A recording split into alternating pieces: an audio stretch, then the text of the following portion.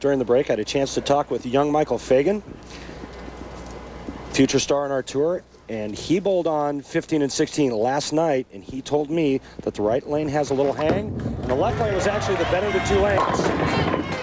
10-pin Waliczek. And I asked him, I said, well, based on what you're seeing, what do you think the move is? He said, keep moving in, and if you have to, back your hand out, which means cut your rev rate down a little bit to keep the ball in line.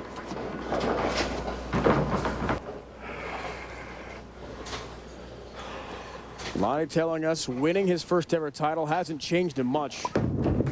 As you could certainly determine from the Miller High Life Get to Know Him this week, he's a mellow character. Very soft-spoken. Very easygoing. Right now, 19-pin lead in this second semifinal. Very soft-spoken until he gets into this situation here. As you see what his strike percentage is all season long, top 10. But when he gets on TV, and only one strike in his last 6 attempts, but he's the guy that's bowling the clean game. When he gets on television, this guy's like Mount Vesuvius. Explode there. And I'll never forget what he said. Eruption. What he said in Vegas when he won. He threw that one shot, and he yelled, "Hook in that oil blue ball." I thought that was fantastic. And speaking of fantastic, that ball, dead flush, 10-pin last to go. Clean game. Up by 19, 7th frame, Nick-Vogelgesang. Works on a spare. Into the pocket, and 10 in the pit for Nick-Vogelgesang. Some other bowlers, the bottom of your screen, starting with Doug Kent, last year's World Championship winner. That was in Toledo, though. He asked Kurt Von Kruger, tournament director, for a re-rack. All the guys that got eliminated, they're on their way to Detroit to gear up for the big one next week. You're driving there. How long a drive is that? For me? Yeah. Well, it's probably about 5 hours. There's Stevie Wilson, struggling of late. Talked with him a little bit about his game going into this week. Had a nice tournament this week, something to build on for the World Championship. Looks for double, 8th frame.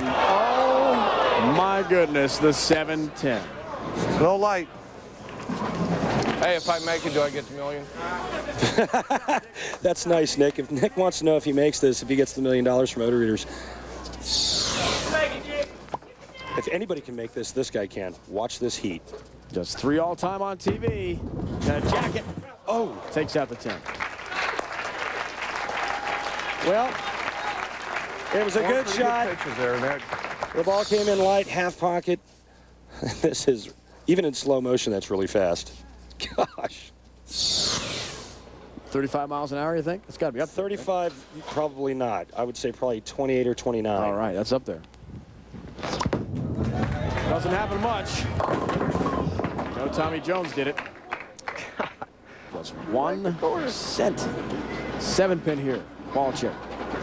And Lonnie right now just doing what he has to do, keeping the ball in play, filling frames. Still no doubles, but he's keeping the ball around the pocket. Trying to take advantage of 3 Vogelgesang open frames. First, second, and now the 8th. 7-pin stays consistent.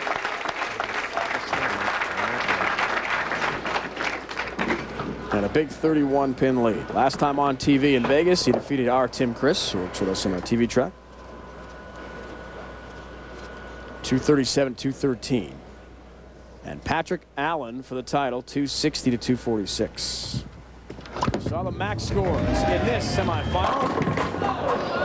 10-pin again. Wow. Well,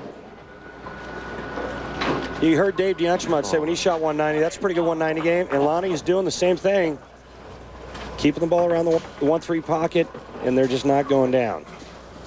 But when your opponent has 3 opens, that's going to be enough. Yeah, he's just in cruise control right now.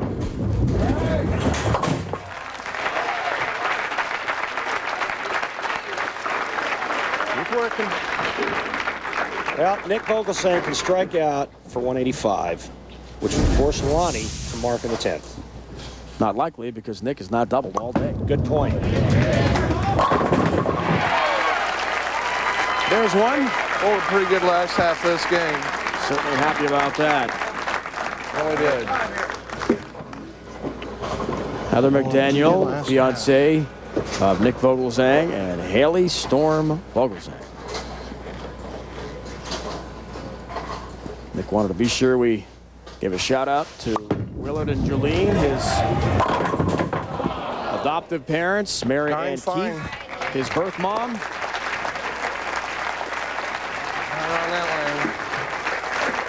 Longtime friend Dan Gartman from Cincinnati.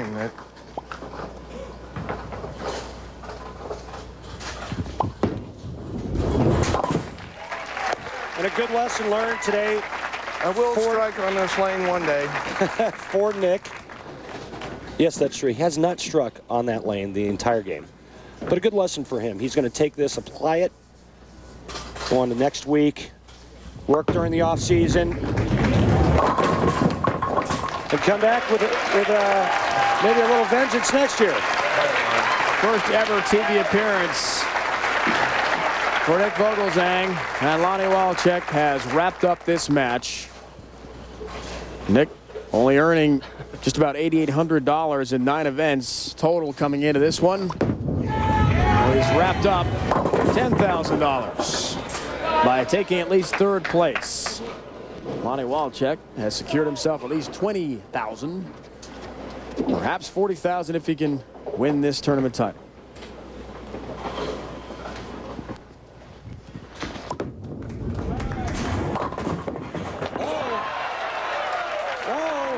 Trip 10 goes down.